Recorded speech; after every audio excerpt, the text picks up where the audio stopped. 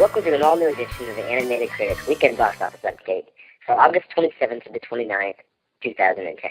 As followed are the weekend estimates.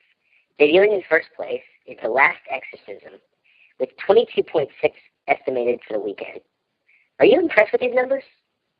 I'm impressed that people will go out and watch movies like this still, even after the Blair Witch Project. I guess I just really don't like these kind of fake documentary type things, with which are really more not so much mockumentary fake documentaries as much as they are just fake reality stuff. I've just never really been into it, but a great opening weekend for it. It was acquired by Lionsgate. I've heard for under $1 million, so they've definitely got to be happy about this.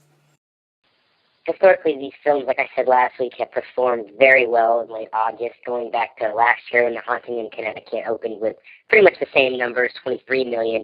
It collapsed after that and went on to gross an eventual 55 million. And Exorcism of Emily Rose made 30 million on its opening weekend and closed with 75, which was fairly high end for this genre. But these things always open very well in late summer. They seem to find an audience, and it looks like it'll have a great 1 week, and it'll be gone next weekend. Coming in second place is Takers, debuting with an unusually strong $21 million. It had a great Friday and an uptick on Saturday, it looks like, and this has very weak tracking, and it looks, I'm just highly impressed with these numbers. I didn't think that it would make $21 million in its entire run, and I think it goes to show that this cast kind of speaks to general audiences, and Paul Walker and Hayden Christensen, they seem to get an audience. Yeah, I would agree. This is a movie that really they hadn't done very much promotion for up until recently. They really ramped it up. It wasn't something that was on a lot of people's radars, I think. But once they started seeing the trailers and things, I think this is really the only movie this summer to come out that was a real action movie from like the 2000s. You know? In the vein of like Fast and Furious and those types of things. So I think that it really got a lot of the guys out there. This film was shifted around 5 times with the different release dates, and the marketing started over a year ago. So like I said, it's impressive that it made this on its opening weekend after 5 different release date changes. But I guess that kind of constant posters, I've seen posters for this thing for well over a year, and previews on and off for the last 9 months. So I guess it saturated audiences.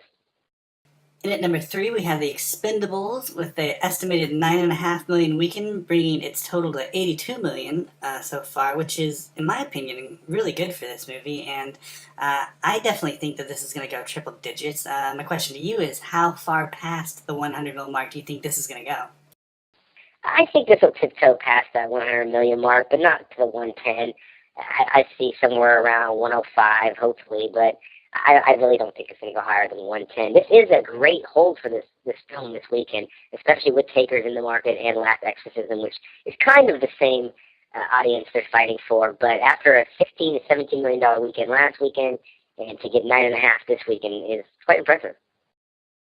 And at number 4, we have Eat, Pray, Love with an estimated weekend of $6.9 million and a total of $60 million now. And this opened with the Expendables on the same weekend and has been trailing it pretty well and has been actually, in my opinion, keeping up with it fairly well. I would grudgingly say that this has made more than I thought it was going to do when we first talked about it. It is the only thing in the marketplace for that audience, that segment of the audience. So it's got something for them to go see. It's not going to make $100 million, let's be clear about that, but it is going to turn profitable here in America, and we have to start considering this a hit for Julia Roberts. I hate to say it. And coming in 5th for the weekend, we have The Other Guys. It's projected $6.5 million weekend, bringing it right under the 100 million mark with about 99 and change. This is the 3rd Will Ferrell, Adam McKay collaboration, which has crossed the 100 million mark. And this is going to be viewed as a big hit for Sony, but I'm just not a fan of the film, and I'm not looking forward to Will Ferrell's next film. Yeah, I mean, he really needs to get back to what a good Will Ferrell character really was. Back, even if you go back to even looking at Anchorman and Stranger Than Fiction, both of those characters are very lovable, fun characters, and they're characters in their own right.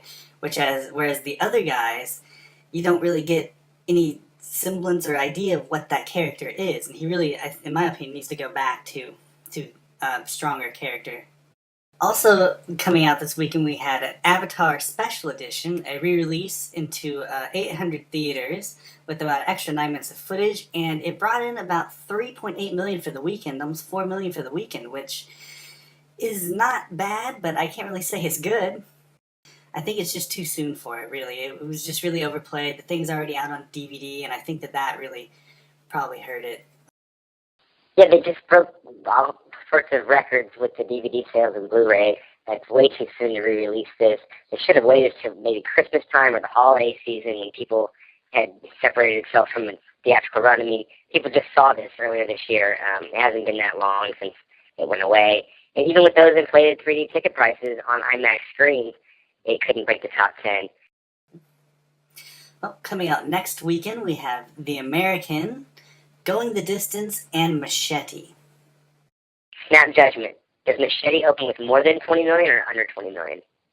You know, I'm gonna say less. And I think that I'm gonna say that due to the fact that I think that the Planet Terror thing, the Grindhouse thing, put a really bad taste in everyone's mouth, and I just don't think that you're gonna get the wide audience you need for an over 20 million opening weekend. I just don't think they're gonna grab that kind of audience. I'm very curious to see the opening weekend numbers next weekend. This could, like you said, be a colossal failure like Grindhouse, or be a half of a hit, kind of somewhere in the sense of Once Upon a Time in Mexico with around 40 million total. But I don't think this is going to open with more than $20 million next weekend. And I see this making somewhere around 17 million and closing with under 30. And that does it for our show this week. Thank you for watching. We encourage you to leave questions, comments, or anything you might have to say on the film review this week on our site.